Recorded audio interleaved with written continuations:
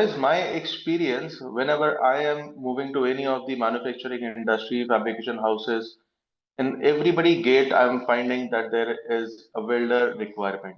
Now, this is what is very much demanding. People are not getting skilled people. So this is in future this is a big challenge for us. We are not having skilled people with us. Now, there are many challenges behind this. Let me, talk about these challenges. Now, first challenge which I, face is the lack of in-house training centers. As very rightly said by, Lajpat sir as well, that MSME companies, they are not acceptable for the new changes. That is also there.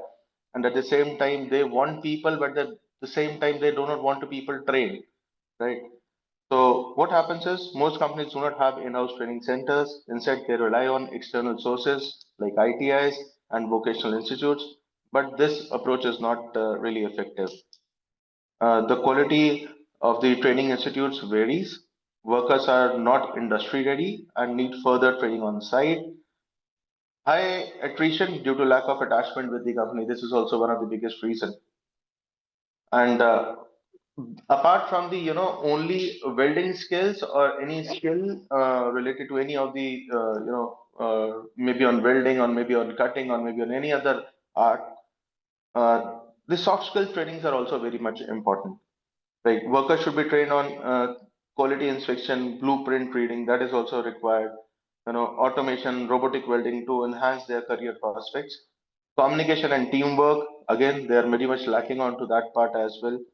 you know this is again now the solution. What I find is companies must invest in in-house training centers to create pipeline of skilled workers. They must also appreciate their people. So there must be apprenticeship programs should be introduced to train and retain talent. The second reason which I find is, what happens is the myth that worker leaves for small increments.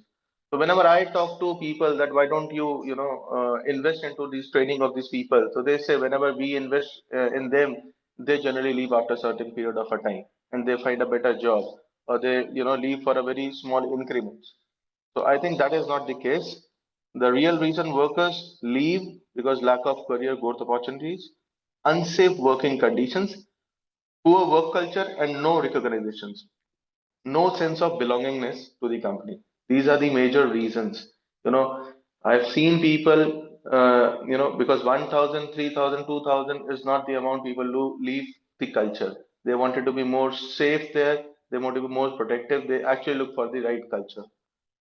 The solution, what I find out here is the career progression. Show welders a career growth plan for worker to supervisor manager, recognition and respect, celebrate and appreciate skilled workers. That is again very much important. Work-life balance, provide fair shifts, supports for families, a positive environment is very much required. And a loyal and a motivated workforce, that is required. The third challenge which I see is the lack of secure and supportive ecosystem. Most of the companies do not have, HR policies for their workforce. Workers feels like temporary assets rather than the valued or the team members. Job security, they lack in job security, no long-term contracts or benefits. Health and safety support, lack of medical benefits, proper PPEs and safety measures. Basic facilities, no transport, sometimes food or housing supports. So these are some of the things which we should, take care of if we wanted to have people, skilled people in India. Now, ensuring the safety through PP and fume extractors. This is one of the things which is almost missing in all the fabrication houses. Like fume extractor, there hardly any use of the fume extractors. In fact, only the automobile companies where we have found there the extensive use of fume extractors. Otherwise, there are very, very less companies those who are using fume extractors. So this is very much required. So mandatory use of personal protective equipments, helmets, gloves, protective clothing, auto darkening helmets should be provided to all the workers. So this brings the cultural change also. Fume extraction and ventilation systems, welding fume contains hazardous substances like hexavalent chromium, which can be cause a lung disease. Installing fume extractors and proper ventilation system is crucial for the worker health. So the third reason, which I fairly believe, is the lack of awareness and promotion of welding as a career.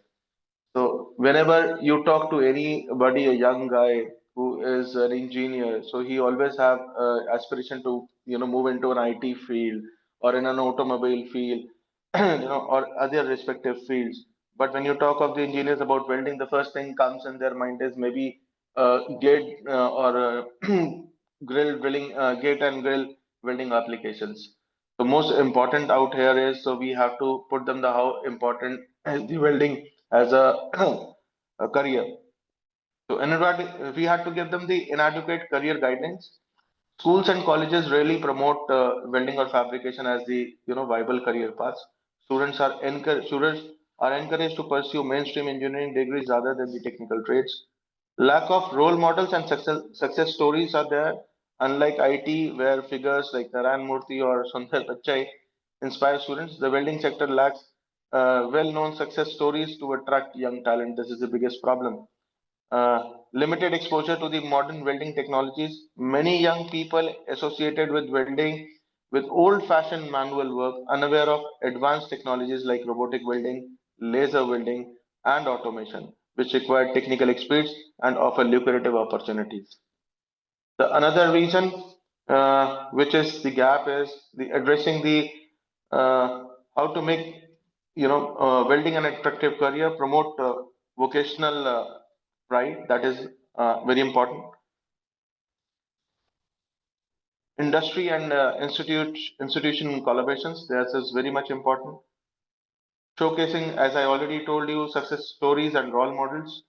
Better pay and working conditions. That is again very much important. To conclude on that, what I fairly believe is set up an in-house training programs, provide job security, career growth, and better HR policies, improve working conditions and safety, create a culture of respect and belongingness. That is all from my side. That is very much required to promote people, to motivate people to be a skilled labor and to be in this career. Thank you so much.